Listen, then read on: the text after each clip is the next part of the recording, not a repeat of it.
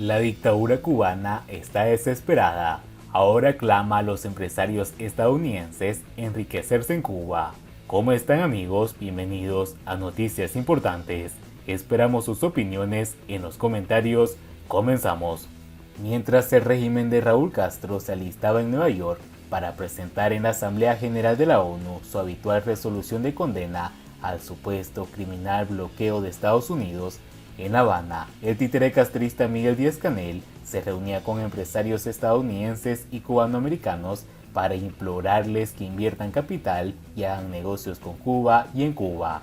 Y apenas unas horas después, calificó de lumpen, pillos, vagos y corruptos a los trabajadores por cuenta propia y propietarios de negocios privados porque no trabajan y aportan, y despotricó contra el sector privado independiente en la isla.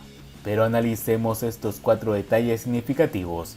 Primero, se confirma oficialmente el fariseísmo castrista acerca del bloqueo. Segundo, hay un sigiloso deshielo light emprendido por debajo de la mesa por la administración Biden contra la dictadura cubana. Tercero, los extranjeros y cubanos residentes en el exterior son invitados a invertir en Cuba y los cubanos residentes en la isla se les prohíbe. 4. A la falta de argumentos para calzar su continuidad, el títere castrista Díaz-Canel repasa discursos de Fidel Castro y copia argumentos revolucionarios desde hace 54 años. Lo primero que salta a la vista es que en todo esto se advierte que la administración de Joe Biden y sus asesores están dispuestos a enriquecer más a Gaesa y prolongar la vida del castrismo, porque es progresista, como ellos. No es casualidad que el anterior foro empresarial bilateral de este tipo tuvo lugar en 2016, dado muy a gusto por la administración de Barack Obama. Ahora Díaz-Canel exhorta a fortalecer relaciones con el bloqueador. En el foro empresarial citado, el presidente de la Cámara de Comercio de Cuba, Antonio Carricarte, reveló que en 2021 las importaciones cubanas desde Estados Unidos alcanzaron unos 370 millones de dólares. Solo en pollo congelado se importaron 280 millones. Curioso bloqueo ese. El títere castrista Miguel Díaz-Canel exhortó a los empresarios a fortalecer relaciones económicas de Estados Unidos con Cuba y Carricarte enfatizó en la necesidad de aumentar la participación de empresarios estadounidenses en el desarrollo cubano, dado su cercanía geográfica y su posición en la economía mundial. Pudiera incorporarse de una manera más significativa en la economía cubana y le hizo publicidad a las MIPYMES.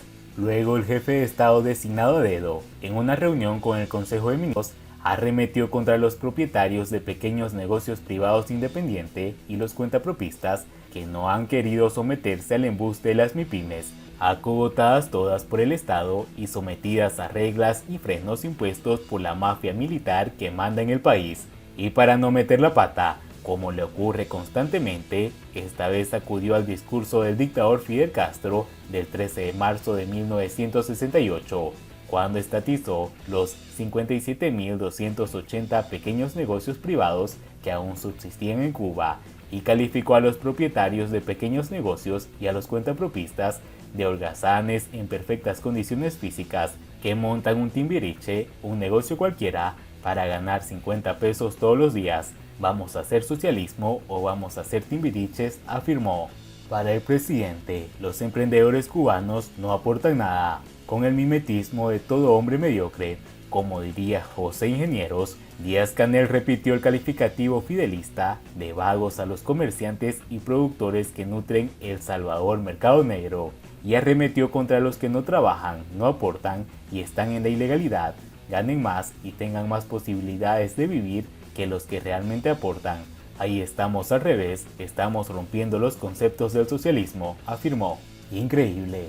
El régimen suplica a extranjeros, incluso a los que llama yanquis y gusanos capitalistas en Estados Unidos, a hacer negocios con Cuba e invertir en grande con las MIPYMES, pero se lo impide a sus propios ciudadanos. No hay duda alguna de que el gobierno castrista es el más anticubano y vendepatria. Palabrita muy manoseada por el Partido Comunista en toda su historia. Ver para creer.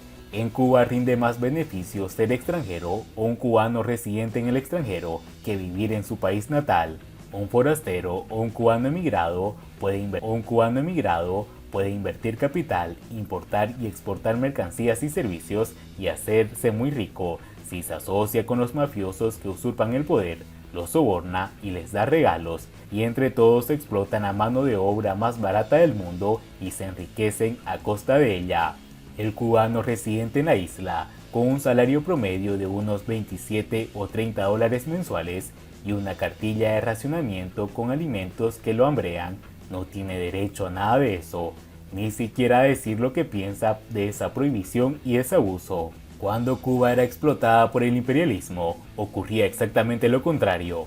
El 8 de noviembre de 1933, luego del derrocamiento de Gerardo Machado, el gobierno provincial presidido por Ramón Grau San Martín dictó un decreto conocido como la Ley del 50%, que impuso que al menos la mitad de los empleados de las empresas cubanas y extranjeras que ser cubanos. Pero hay más, mucho antes, desde la inauguración de la República, casi todos los inmigrantes, incluyendo los cientos de miles de españoles que llegaban a Cuba, adquirían la ciudadanía cubana, pues obtenían así grandes ventajas. Hoy es totalmente al revés. Los cubanos anhelan ser extranjeros y se forman colas multitudinarias ante la Embajada de España para poder solicitar la ciudadanía española. Si hoy un cubano residente en la isla consigue un préstamo bancario extranjero para instalar una pequeña fábrica de zapatos o de ropa, o comprar tierras o ampliar en grande su pequeño negocio familiar, no puede. La Constitución se lo prohíbe tajantemente en su artículo 22. El Estado debe regular la concentración de la riqueza, la propiedad y la tierra. Y si un cuentapropista se arriesga y amplía su negocio y produce demasiado o adquiere una segunda propiedad que está violando la Constitución, se le expropiarán y va a la cárcel por ilícito. Unos cuantos campesinos han sido sometidos en la cárcel por producir demasiada carne de cerdo, de pollo, leche o queso. Claro que este delito no existe para los dirigentes castristas y sus familiares, y mucho menos para los militares que controlan las empresas que aún dejan ganancias, que explotan descaradamente los negocios privados de restaurantes, cafeterías, discotecas, tiendas finas para turistas, etc. El capital va donde se cumplen las condiciones, imposible en Cuba. Pero no obstante, todo lo dicho hasta ahora, a decir de la verdad, ningún inversionista en su sano juicio va a arriesgar un capital significativamente en Cuba en las actuales circunstancias. Y es eso lo que no acaban de entender los burócratas ineptos que integran el gobierno castrista, y en especial el número 1, Raúl Castro. Es una ley universal que el capital no tiene bandera ni ideología alguna. Va en forma política a donde se cumplan al menos tres condiciones.